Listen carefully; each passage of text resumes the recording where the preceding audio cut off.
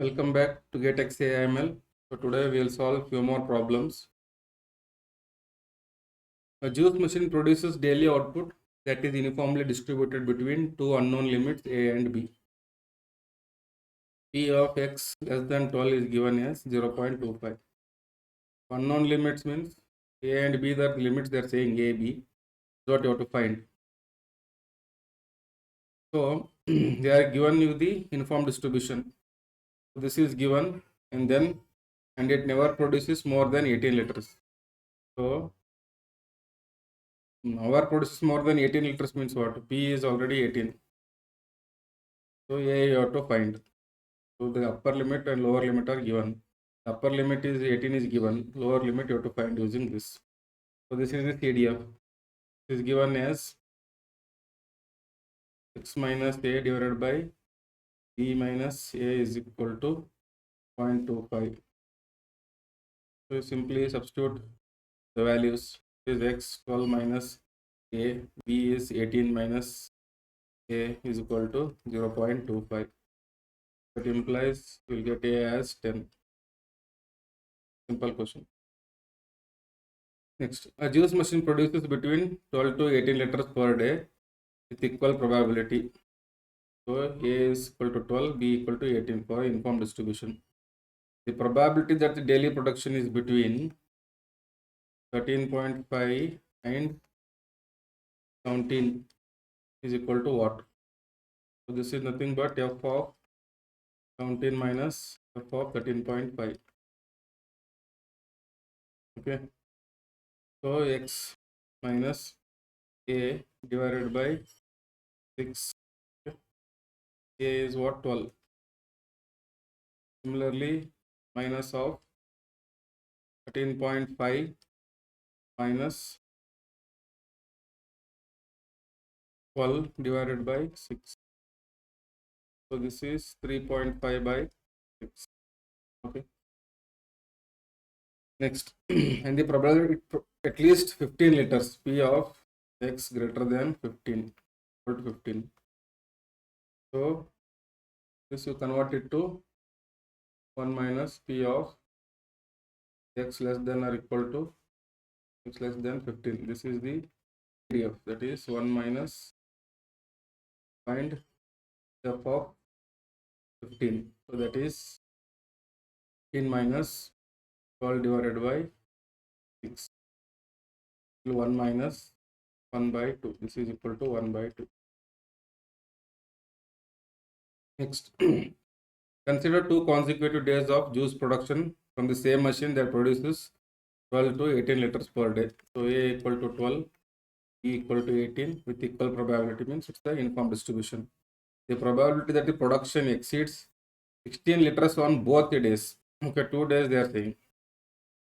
So P of x greater than 16 on both days. This is day 1 and day 2. So by product rule, so it should be greater than 16. This is equal to 1 minus P of x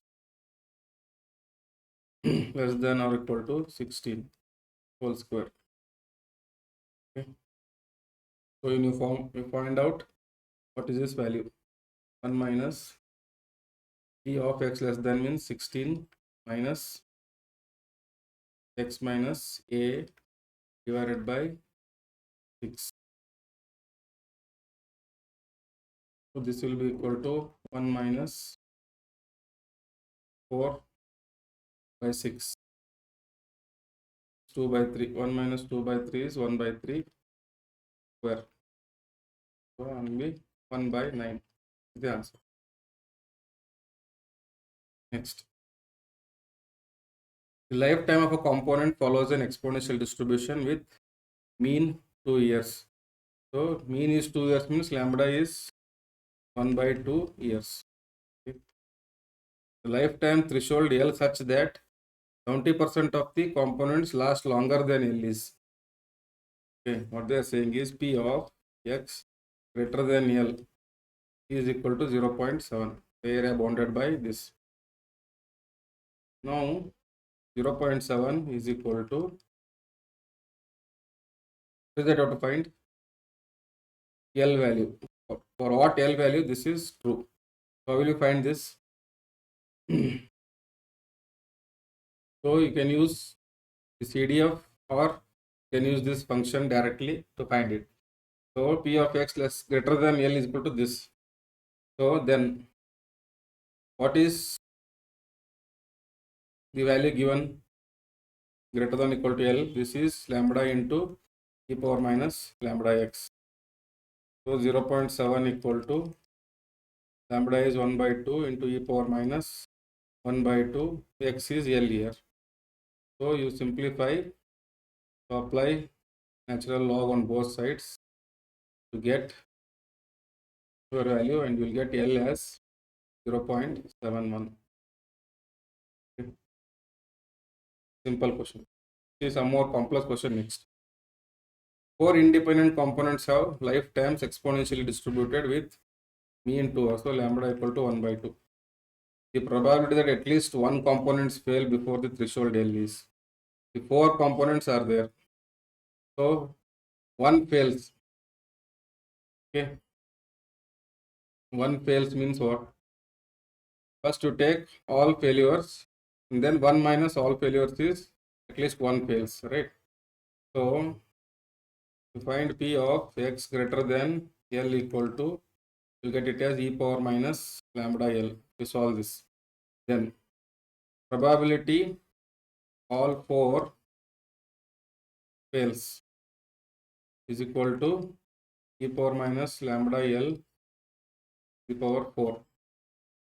So at least probability of at least one doesn't fail. All four does not fail, okay? Because lambda is given for lifetime, so not failure. One does not is 1 minus this P of all 4 does not fail. Okay. This will be 1 minus e power minus. So lambda value is 1 by 2. So 4L by 2. This will be 1 minus e power minus 2L. This is the answer. This is simple question. Next. 2 independent rechargeable batteries have lifetimes normally distributed with mean 5 years and standard deviation of 0.8. The expected lifetime of the first battery is given that the sum of the lifetimes of both the batteries is 12 years is. What they are asking is expected lifetime of first battery. Let us say x1 is the first battery, given conditional probability, given that sum of the second battery is x2 is equal to 12.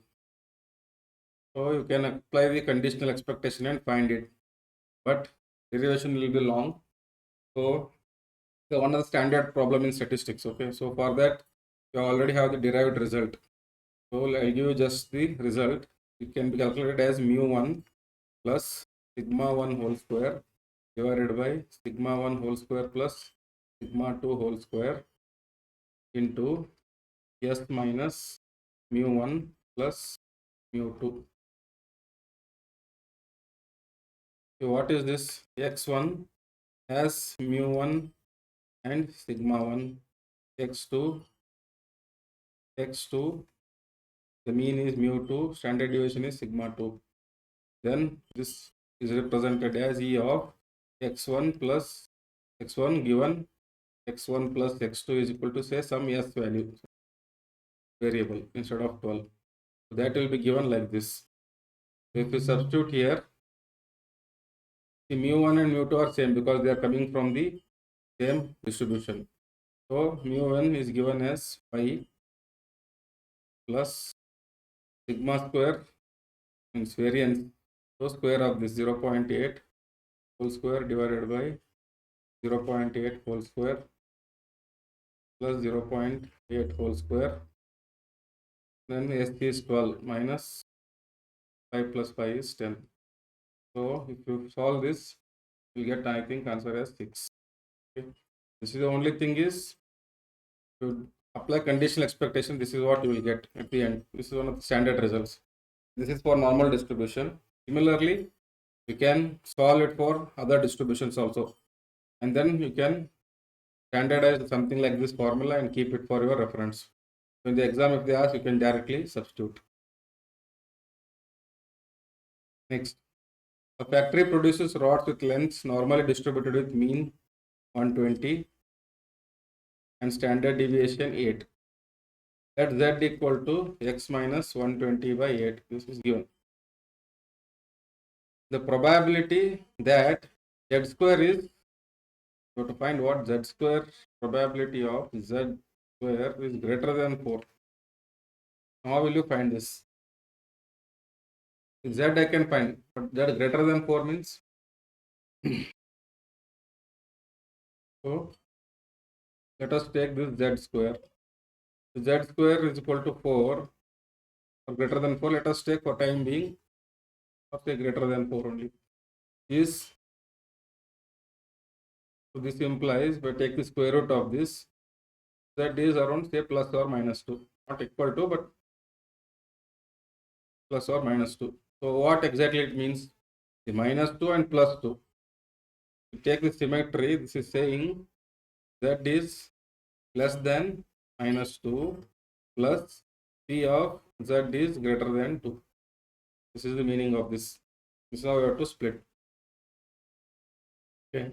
So now it is easy to find. So p of this is nothing but 2 times p of z is greater than 2 by the property of symmetry in normal distribution. So 2 into p of z greater than 2 can be written as in the CDF form p of z less than or equal to z. So this is equal to 2 into 1 minus this value means what? This is 5. So they are given this 0.9772. So this will be equal to 0.0456. Problem is simple, only thing is you have to keep it. Suppose for example they gave z cube, find z cube greater than say 27. Then what you will do there? To take the cube root of 27. So z will be greater than cube root of 27 is 3. So p of z is greater than 3. See, there is no negative value there. It is as good as finding this. Okay. Next. Two machines produce juice independently. The daily output of the machine A is uniformly distributed between 12 and 18. So this X is uniformly distributed between 12 and 18, A comma B. Then machine B, let's say Y, is uniformly distributed between 10 and 16. The probability that the output on any given day exceeds 25 liters. Both the machines, if I add the total production, I should get 25. So this is the joint density function.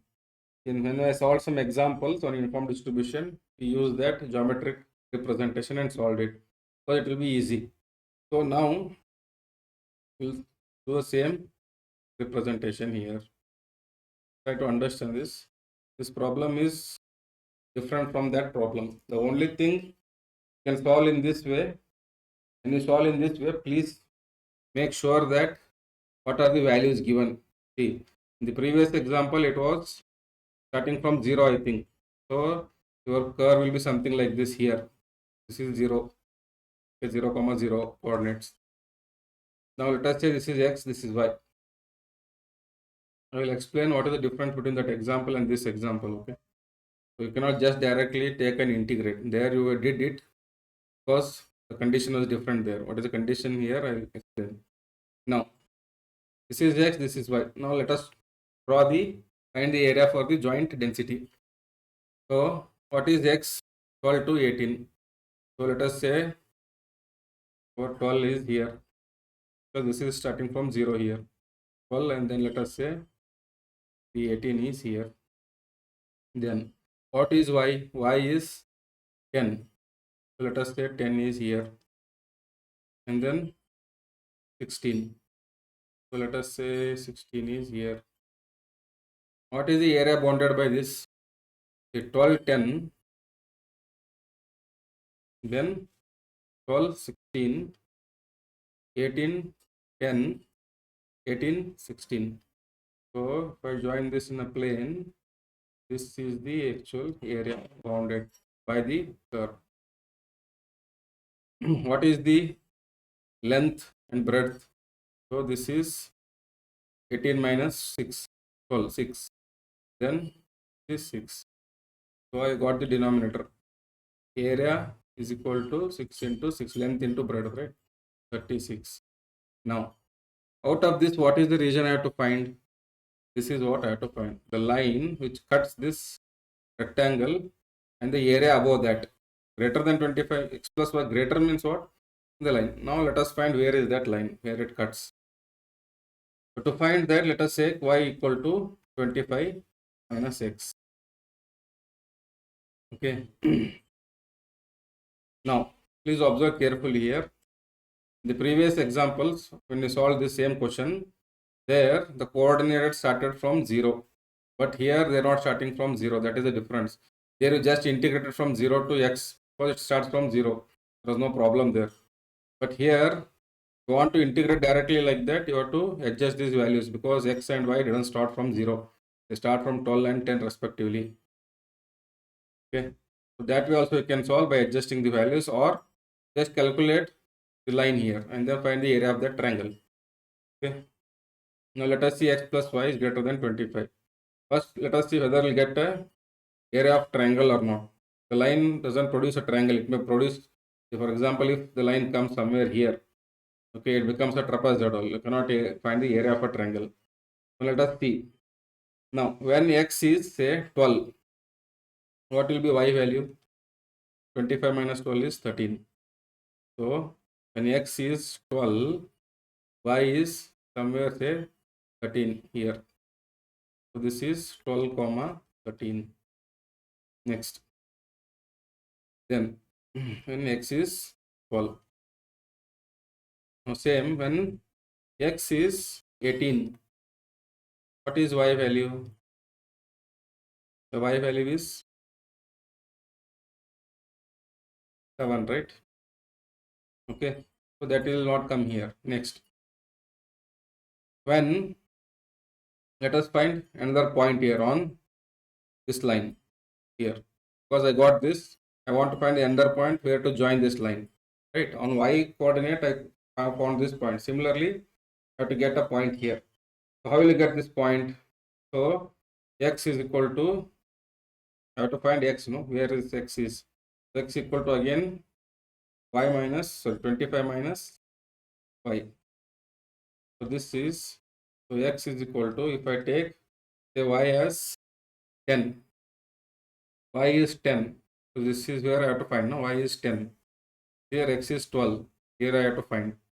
Now when y is 12, okay, y is 10 here, here this line, where should be x value? So x value will be 25 minus y, right? 25 minus 10 is 15. So here is 15, right? This is 13. So this, what is this coordinate? 15 comma 10. So this is the line. This is the line representing x plus y is equal to 25. Now what is that they are asking you to find? You have to find this area because it is about 25. X plus y greater than 25 means this is the area I am trying to find. Just try to understand this.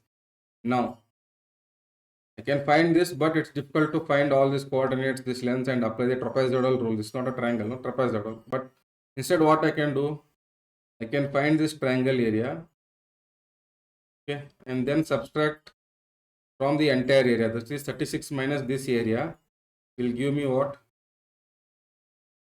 The area of this. And then I divide by 36. That will give the probability. So let us find what is this area. So you can apply the integration and then do it.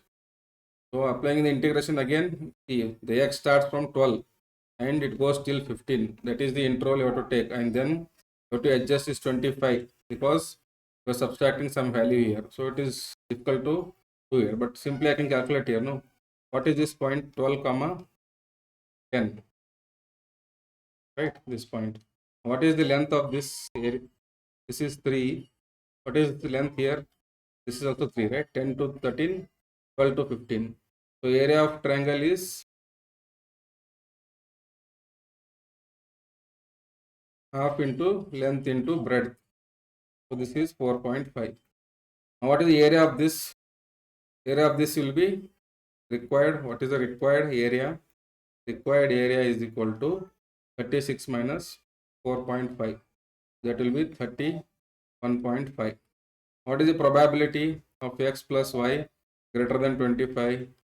This is the area, this required area, 31.5 divided by total area. This is the answer. This is how you have to solve. Two independent resistors have resistance normally distributed with mean 100 ohms. Mu is 100 and standard deviation is 5. Let y be the average resistance of two resistors. Okay. Let y represent average of two resistors. Say resistor x1 represented by random variable x1 plus x2 divided by 2. Average means divided by 2 because it's a normal distribution. Now, find the probability that this y is greater than 102. How will you find? So first you have to find this y. How will you find this y? This is y is x1 plus x2 by 2. Okay. So what is that you have to find? Y value. How will you get y value? If I convert it to z score, it will be z equal to 5 minus, okay, mu by sigma. Okay, I need z score, mu and sigma are given. I need z score. How will I calculate z score? This is z, I can calculate it as what? Using x, right? This x1 and x2 because y is sum of x1 plus x2 by 2. Now, so previously calculated similarly, you calculate expectation of y. What is expectation of y? Expectation of x1 plus x2 divided by 2. This is equal to 1 by 2. Okay. So let us represent mu of y for this. 1 by 2. Expectation of x1 is already given. This is 100. 100 plus 100 divided by 2, that is equal to 100. Similarly, you find standard deviation of y. First, you find the variance. Then you can get the standard deviation easily. This is equal to variance of y, that is equal to variance of x plus x1 plus x2 divided by 2. This is equal to variance of x1 by 2 plus variance of x2 by 2, right? So when I get 1 by 2 outside, it become 1 by 2 square into variance of x1. So what is variance of x1? It's already there, no? Plus 1 by 2 square variance of. So 1 by 4 into variance of x1 means the standard deviation is given 5. So what they mean to say is mu1 equal to mu2 equal to this, sigma 1 equal to sigma 2 equal to this x1. This is x1, this is x2. x1, x2, x1, x2. They are given. Why they are same? Because they are coming from the same distribution. But this is not the same distribution. So that's why I'm calculating the mu and sigma for this y. Because it changes, no, x1 plus x2 by 2, no. Variance of x1 is sigma 1 is 5. So sigma 1 is 5 means square of this 25 plus 1 by 4 into 25. This is equal to 50 by 4, that is 12.5. Now sigma square y equal to this one. So sigma y is equal to square root of 12.5. So what is this? You'll get this as 3.53. Now you got new sigma and mu for the new variable y. Now we calculate the z score. Z equal to, what is that I want? Y 102. So 102 minus, what is the mu y? This mu y, because I'm calculating for y. This is y divided by sigma y. So this is z equal to 102 minus 100. What we calculated? This is 3.53. That equal to, you get the z as 0.566. So now probability of P, probability of Z greater than Z, that is 0.566, now is equal to 1 minus P of Z less than or equal to 0.566. This value is given as 5. So this is equal to 1 minus 0.714. Comes out to be 0.286. Thank you for watching. Please like, subscribe and share with your friends. That completes your chapter number 7. So we'll continue with the central limit theorem in the next class. Thank you.